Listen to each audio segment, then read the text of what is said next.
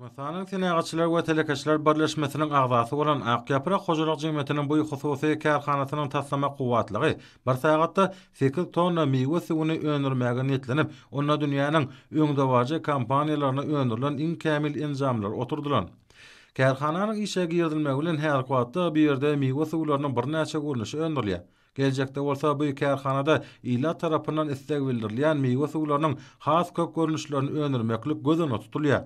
Kärhanada önümçilik bölümlerinin ikisini has taýygy taýýarlaýjy kimde gaplayjy bölümlerde ähli işler häzirki zaman azyk tehnologiýasynyň iň kämil tilsimatlar arkaly ýerine ýetirilýär. Taýýarlaýjy bölümde durly meýwe önümlerine Germaniýa döwletinden getirilen ýürüte garynlaryň goşulmagy arkaly meýwe suwlar taýýarlanýar we 7 gün ýen ýazgyly owadan gaplar gaplanýar. Akyaprak Hojalyk Jemgyýetiniň bagça önümleriniň we meýweleriň suwlaryny öndürýän kärhanasyna öndürilen önümler degrawap enjamlaşdyrylan hil barlahanasyna gözden geçirilýär.